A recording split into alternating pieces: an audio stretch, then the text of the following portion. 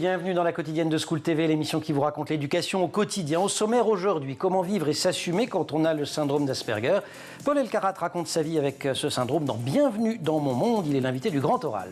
L'Anti-Sèche de Brandon Warret. L'Anti-Sèche, vous le savez, c'est la façon dont l'actualité résonne dans les programmes. Actu, commémoration et programme d'histoire avec une touche de français. Le président Georges Pompidou disparaissait il y a tout juste 50 ans, président et fin spécialiste de poésie. L'heure de la récré, toujours avec Brandon, récré ciné, mais cette fois avec une exposition. Elle est consacrée à un grand maître, James Cameron. Et rendez-vous en fin d'émission avec Amélie Paris et ses années collège. Elle observe une nouvelle passion chez ses élèves, la cuisine. La quotidienne de School TV, c'est maintenant. C'est parti, Grand Oral.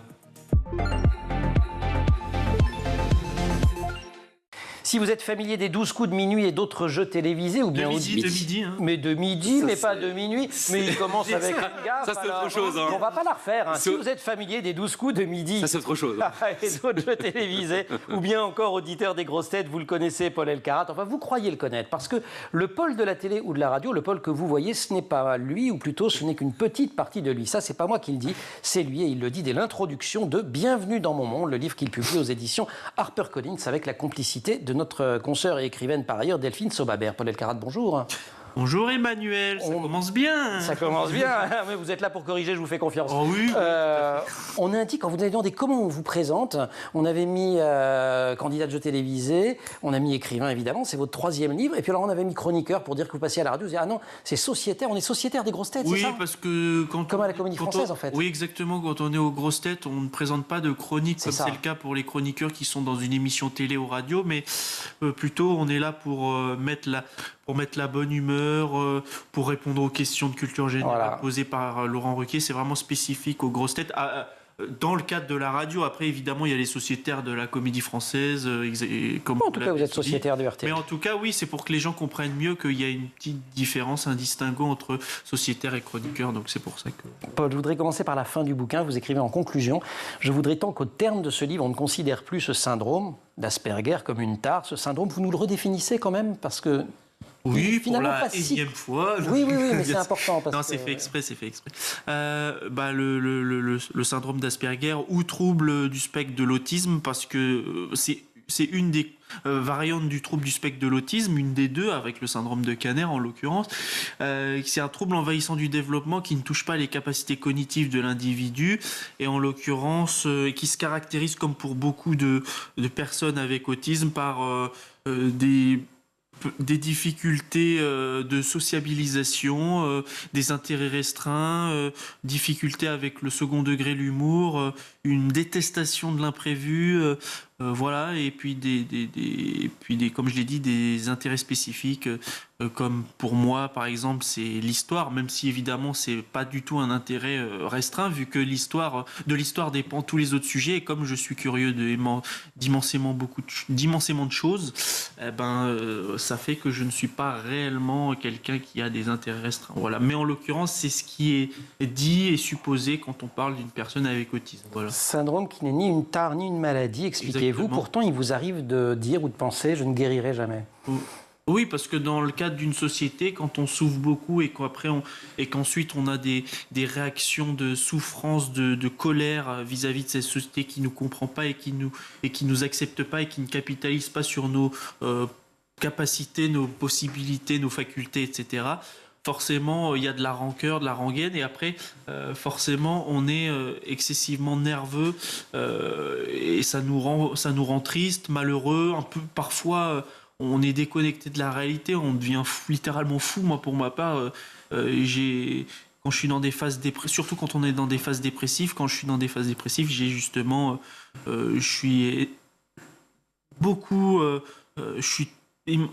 beaucoup touché par la situation ambiante, et du coup je fais preuve d'une certaine violence qui est endémique à une personne autiste, en l'occurrence, qui ne parvient pas à s'épanouir dans cet élément, qui ne parvient pas à s'épanouir dans sa vie, qui tente d'exister mais qui n'y arrive pas, et justement dont l'intégration et l'adaptation dans cette société n'est pas maximale. Voilà.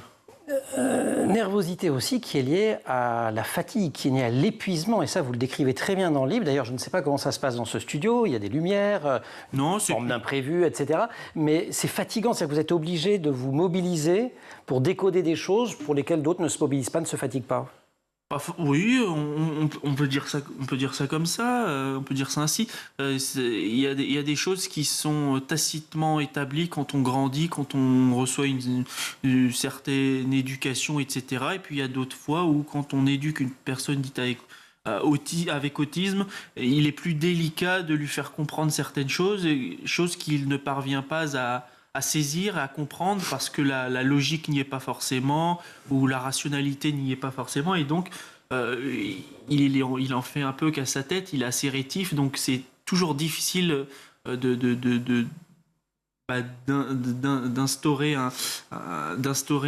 un débat ou un lien avec une personne qui a déjà justement une manière de concevoir les relations humaines, ou non d'ailleurs, et donc il est vrai que c'est toujours difficile de faire comprendre à une personne avec autisme que c'est comme ça qu'il faut faire, parce que selon cette logique de la normalité qui est inhérente aux personnes neurotypiques, On fait comme ça. donc c'est-à-dire non autistes, c'est comme ça qu'il faut faire et pas autrement, et on ne tente même pas d'expliquer le pourquoi du comment. Et nous, on a plutôt cette envie d'absolument pas se conformer à cela, parce que ça n'est pas rationnel pour nous et que c'est pas comme ça que l'on fonctionne, et donc on a envie de l'expliquer aux autres, de l'exprimer, et donc ça fait que il y a souvent des incompréhensions et puis des prises de bec. C'est ça, et ça peut amener à des prises de bec. Un diable est en moi, écrivez-vous, parfois à l'intérieur de moi, caché derrière mon sourire, mes maladresses de grand garçon, mon regard qui s'enfuit parfois, il y a bien un démon, je suis un être dédoublé. On va continuer à en parler si vous voulez bien, oui, juste après l'Anti-Sèche de ce Bienvenue dans mon monde qui vient de sortir chez HarperCollins, Anti-Sèche qui est signé Brandon Noir, et on le retrouve.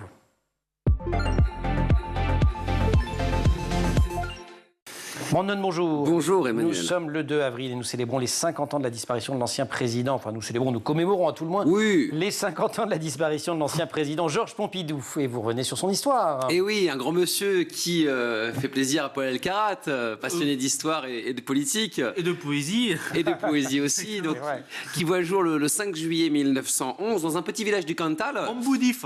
Oui, exactement. Voilà. Je vais laisser faire la chronique. Donc c'est le fils d'instituteur qui grandit dans un milieu familial assez modeste, mais extrêmement cultivé, extrêmement curieux.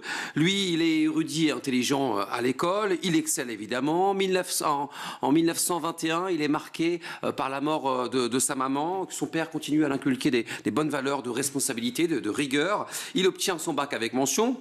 Évidemment, vous aussi ? Pas du tout. Non, bah voilà. Non, ça dans le bouquin c'est raconté. Non. Bon, bah voilà, ouais, je sais pas. Donc il poursuit ses études à Paris, intègre Normal Sup. C'est là qu'il développe ses convictions politiques. Il rencontre de futures grandes personnalités qui vont marquer l'histoire de la Ve République et l'histoire de France en général. C'est Jacques Chirac ou encore Léopold Sédar Senghor. C'est même lui d'ailleurs, Senghor, qui lui donne des premières, qui lui fait toucher la politique. Il continue d'être brillant dans le secondaire, dans le supérieur. Il reçoit l'agrégation. Il est promu premier de l'agrégation en 1934, il est enseignant dans un lycée à Marseille, puis lycée Henri IV. Il est engagé au début de la guerre et ensuite de retour au lycée Henri IV en 1940 et il enseigne en Hippocagne et en classe préparatoire. Septembre 1944, la Libération, il entre directement au cabinet du général de Gaulle où il est chargé de suivre les questions de politique intérieure et d'éducation. Et en 1946, pas longtemps après, il devient maître des requêtes au Conseil d'État. Oui, et chef de cabinet du général de Gaulle avant d'entrer à la banque Rothschild. Il accroît ses compétences, ça lui permet d'avoir ses connaissances économiques. Avec le retour du général de Gaulle au pouvoir en 1958, il fait également son retour aux affaires. Toujours, il dirige son cabinet. Il retourne chez Rothschild et après, il profite, on en parlait il y a quelques instants, de cette période pour rédiger une magnifique anthologie de la poésie française. 1962, il est nommé Premier ministre après Michel Debré par le général de Gaulle. Il n'est pas très... En fait, on le compare souvent à Castex un peu régulièrement, parce que comme Jean Castex. Oui, Jean Castex, Premier ministre, parce que pas très connu du grand public, mais expérimenté.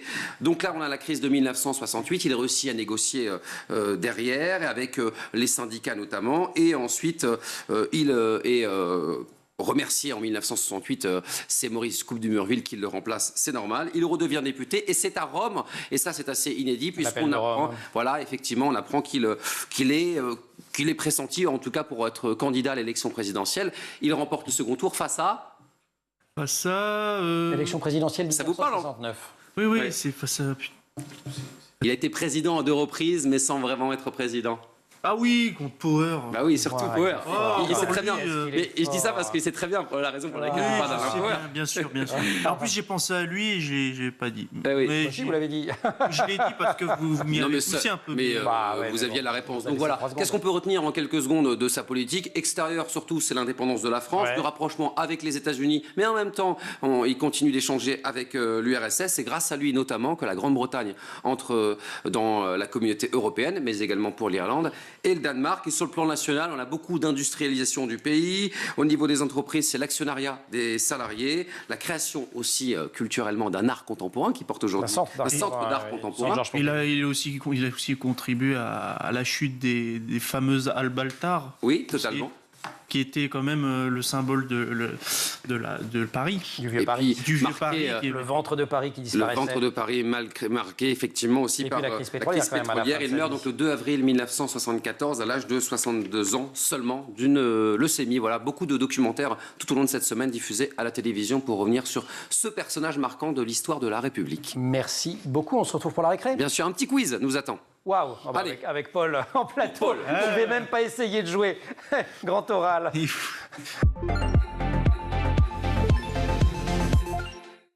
Ma mémoire, c'est ma chambre forte. C'est grâce à elle que ma personnalité si défaillante peut s'affermir. C'est grâce à elle que j'ai déjà réussi beaucoup de choses. Le fait de la perdre signifierait oublier tout ce que je sais, ce que j'ai acquis, alors que je me suis donné tant de mal pour ça. C'est ce que vous écrivez, Paul Elkarat, dans Bienvenue dans mon monde. Vous, les anti-sèches comme nous, parce qu'on a besoin de nos notes, vous en avez quasiment jamais besoin. Vous écrivez « Je n'apprends pas, je retiens ». Ce qui devait rendre dingue vos profs. Mes profs n'étaient pas... ce qui les rendait fous, c'était pas le fait que je retienne et que j'ai potentiellement des bonnes notes, ce que je n'avais pas en permanence, loin de là, parce que certains moments où je révisais pas et où ça pardonnait pas quand même. Mais c'était surtout le fait que je veuille toujours être le centre de l'attention, que je fasse le pit, que j'amuse la galerie et que du coup je finisse au coin ou dans le couloir. Et du coup, c'était plutôt...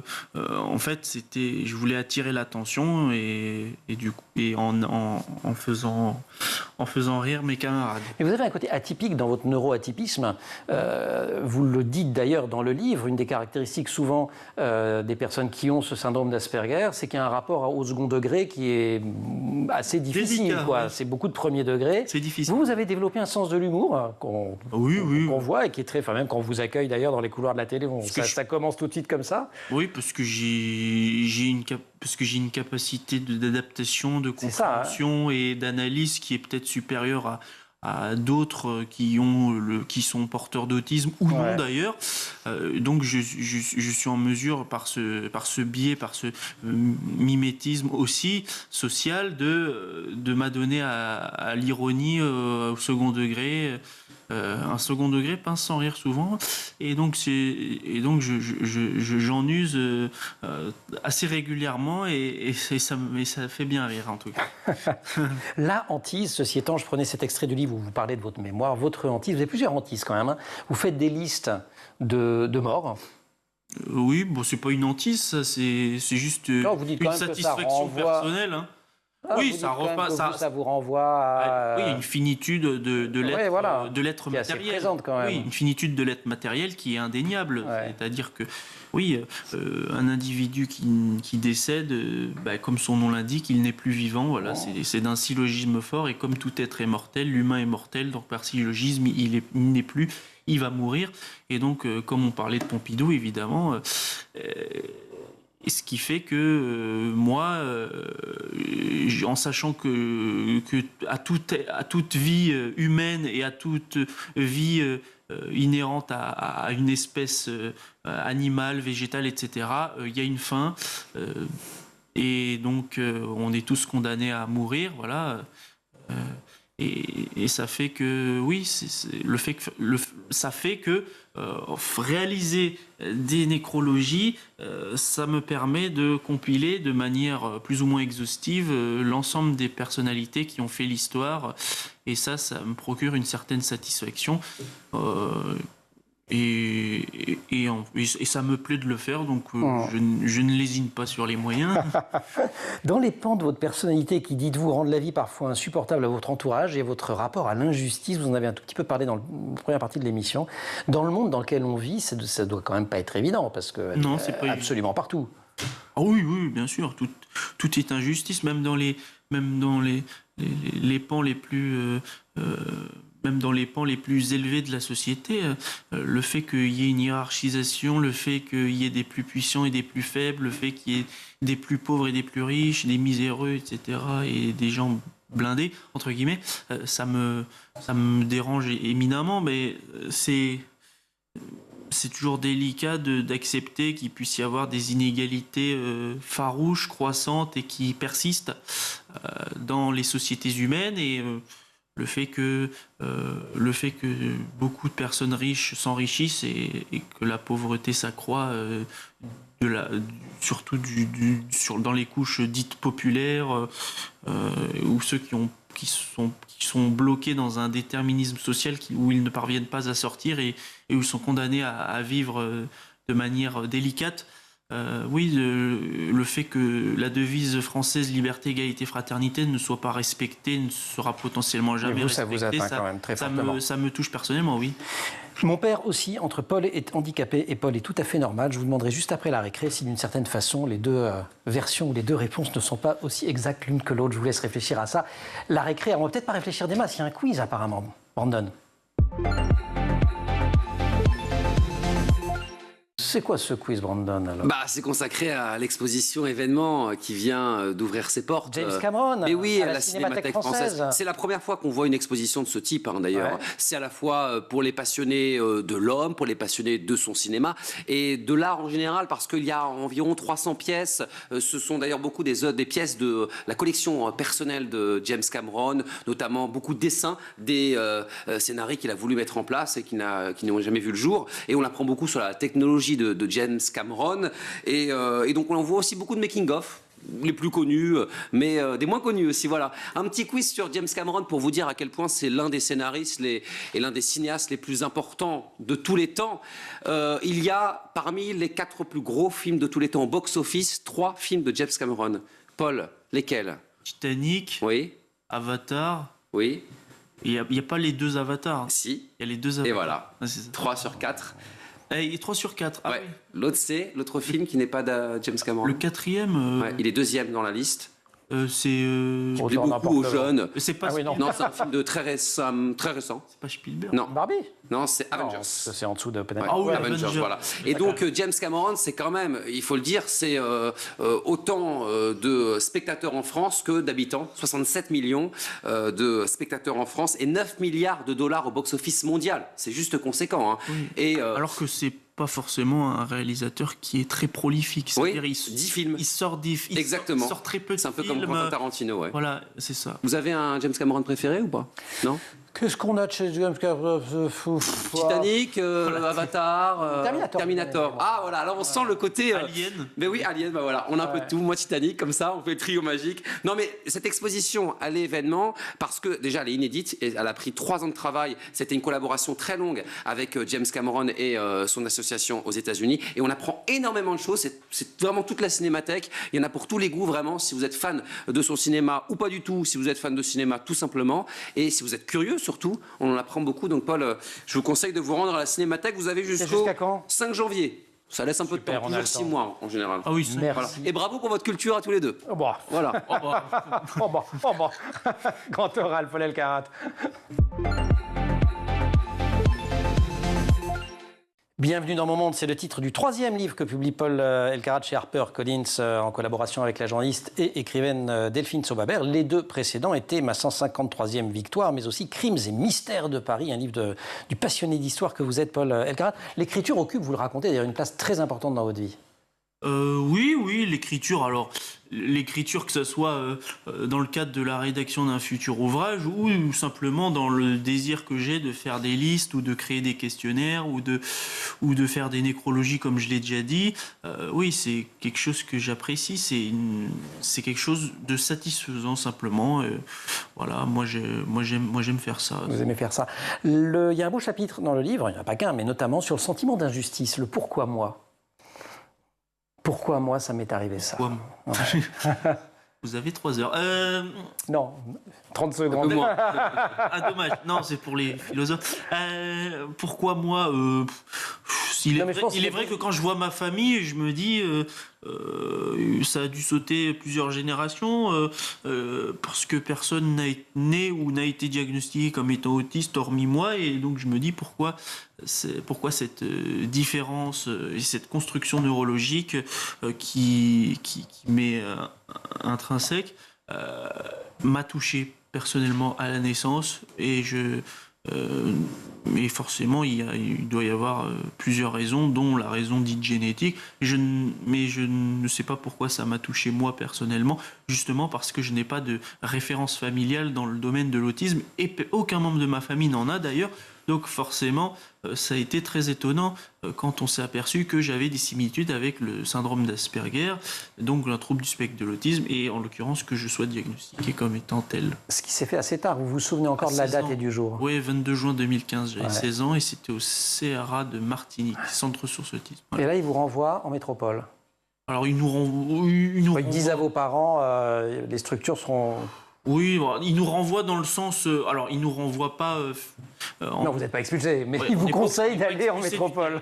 On n'a pas une RQTF c'est-à-dire obligation de quitter le territoire, mais en l'occurrence, il est préférable de se rendre en France métropolitaine pour avoir les meilleures chances d'être pris en charge par les services médicaux quand on est une personne avec autisme, parce que la Martinique a moins de capacité, de structure, etc. Voilà. Mais là, c'est pas très rigolo pour vous, vous le racontez, mais heureusement, vous rencontrez une infirmière scolaire extraordinaire. Catherine. C'est le moment de l'hommage.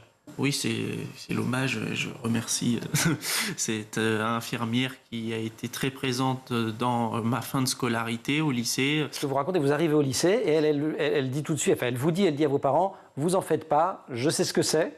Oui. Je vais m'occuper de lui, et voilà. Oui, parce que alors que les autres étaient quand même plutôt... justement parce qu'elle a une certaine connaissance de l'autisme de par certains membres de sa famille, donc forcément il était très appréciable d'entendre dire que elle ferait son maximum pour me faciliter la vie au quotidien dans le cadre des cours au lycée.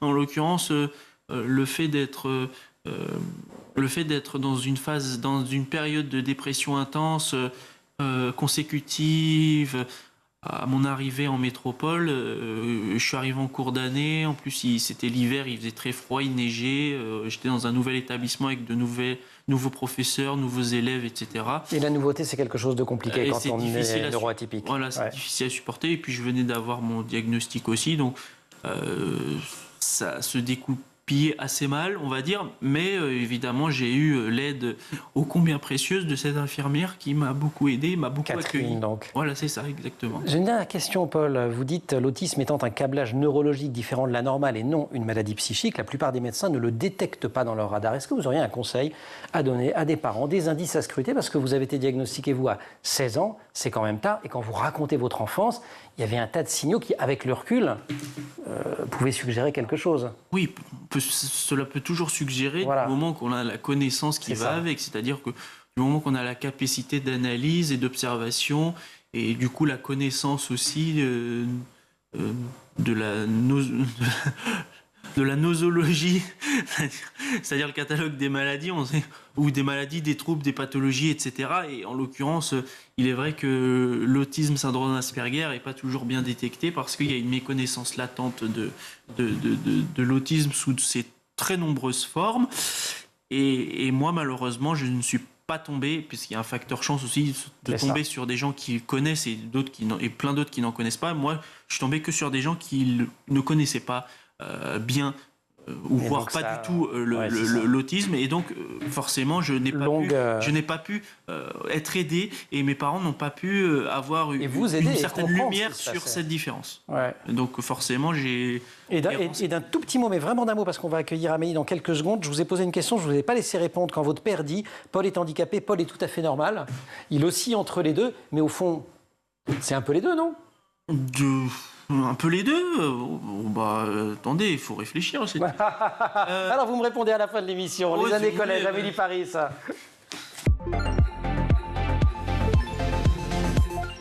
Les années collège, c'est notre rendez-vous hebdomadaire avec Amélie Paris. Amélie, bonjour. Bonjour. Et vous faites détecteuse de tendance chez les élèves du collège Utrio. Ouais. Et cette nouvelle passion qui canalise leur attention, la cuisine. Et oui, et qui Dès le collège. libère leur créativité. Ouais. Et oui, alors cette passion, elle arrive directement des réseaux sociaux et principalement de TikTok, où la cuisine vient concurrencer la musique et les chorégraphies dans leur fil d'actualité. Alors j'ai voulu tester et je suis allée taper le hashtag TikTok Food. Et alors j'ai vu de tout, hein, des burgers démesurés, des recettes healthy, des plats gras et crémeux, des créations de chefs étoilés. Et il faut avouer qu'en général, c'est quand même très appétissant, et quand on ne fait pas attention aux calories, ça donne très envie. Derrière cette passion, et c'est pas un hasard si vous êtes allé sur TikTok, c'est qu'il y a plein d'influenceurs. Et oui, Ou oui. d'influenceuses, Et d'ailleurs. oui. Et ces nouveaux ambassadeurs du goût sont souvent comme les ados, jeunes, connectés. Alors parmi eux, il y a Jordan Martelot, alias 16 mai, en référence à sa date de naissance. Alors là, c'est un élève qui me l'a appris, je ne savais pas du tout. T'as pas un élève de 4e. Et donc, rien de prédisposé, ce jeune amiénois à la cuisine, mais il a quand même réussi à fidéliser 3,5 millions d'abonnés sur TikTok avec des recettes simples et gourmandes, de la bouffe rapide et facile, comme il la présente lui-même. Alors aussi à l'aise avec les outils numériques, avec les ustensiles de cuisine, il présente des contenus très courts qui plaisent beaucoup aux ados. Et il se décrit comme Monsieur Tout-le-Monde, je ressemble aux ados, je parle un langage qu'ils comprennent mieux que celui des profs. Eh ben voyons. Alors évidemment, quand j'ai entendu ça, je me suis empressée d'acheter son livre Fast and Furieusement Bon, paru en 2022 aux éditions Hachette. Il plaît beaucoup, Tapa l'adore, et il aime particulièrement les recettes de la flemme. Et donc, il est super emprunté au CDI. Alors, à côté de ces jeunes créateurs de contenu, il y a aussi des chefs influenceurs qui s'emparent des mêmes réseaux sociaux. Oui. Et là, les ados aiment chez ces chefs le côté spectaculaire et créatif, la théâtralisation de la cuisine, les mises en scène comme celle du célèbre chef pâtissier star d'Instagram avec 9,7 millions d'abonnés, Cédric Grolet, qui vient d'ouvrir une nouvelle adresse parisienne. Alors, ces pâtisseries super visuelles comme ces trompe-l'œil en forme de fruits sont partout sur les réseaux sociaux. Il se met en scène avec des people comme Blake Lively. Une vidéo d'ailleurs qui a fait 43 millions de vues. Il multiplie les collabs, comme très récemment son chou à la crème pour la sortie du dernier tome du manga Mashle en référence au héros. Et c'était trop tard parce que c'était uniquement le 9 et 10 mars dernier. Et alors tout ça, évidemment, ça plaît aux ados, mais à moi aussi, parce que je suis quand même allée voir sa fabrication des œufs en chocolat. Franchement, c'était très beau et ça donnait très envie. Il n'y a pas les jurés de Top Chef aussi qui font des cartons? Oui. Alors, cette émission en est à sa 15e saison. Donc, les ados, ils ont grandi avec. Et toutes ces émissions de télé-réalité culinaire, elles ont aiguisé cet engouement pour la cuisine et pour le métier de cuisiner. Et récemment, on parlait de la voie professionnelle. Et les élèves, aujourd'hui, s'ils veulent faire un CAP cuisine ou un CAP pâtisserie, ou un bac pro cuisine, c'est parce qu'ils en ont envie. Et puis, il y a le confinement, il y a 4 ans, qui a créé quelques... Et oui, parce que tout s'est arrêté. Et il a fallu s'occuper. Alors à ce moment-là, les lives de cuisine se sont développés sur les réseaux sociaux et l'occupation était toute trouvée. Beaucoup d'ados se sont mis à cuisiner, parfois pour leur famille, parfois en famille, des desserts, jamais tenté, des pains spéciaux, des pâtes, bref, tout y est passé. Alors moi, chez mes élèves, qui sont pour la plupart d'origine subsaharienne, la cuisine, c'est aussi un moyen de mélanger toutes les cultures, parfois de les réconcilier, et ça donne évidemment des choses très belles et très originales. Et puis, on ne va pas se plaindre face à cet appétit grandissant des ados pour la cuisine qui les sort de leur chambre et pour cuisiner, en plus pour toute la famille. Génial, on se régale chez vous, je le devine. Merci beaucoup Amélie. Paul, merci beaucoup. L'émission touche à son terme. On peut avoir en un mot la réponse à la question sur le papa qui dit il est à la fois handicapé et normal. Un mot. Non, un mot c'est trop court. Simplement dire que oui, parfois en société, je peux ne pas avoir les codes ou avoir certains manquements et donc ça peut être handicapant, mais en même temps normal dans le sens où tout ce que la société a instillé pendant des années et des années. Voilà ce qui fait la normalité des neurotypiques. J'arrive à la comprendre, à la saisir et à la rendre accessible. Et on l'aura rendu. Et vous la rendez accessible dans ce bouquin. Je vous en conseille la lecture. Bienvenue dans mon monde. C'est chez HarperCollins. Merci à vous deux. Merci à toute l'équipe aussi. Laure Audemont au maquillage. Marine Plantec pour la préparation de l'émission qui est en régie avec Saïd Mamou au son, Xavier Sanchez à la réalisation. Vous restez sur School TV, vous nous retrouvez sur Internet et sur les réseaux sociaux.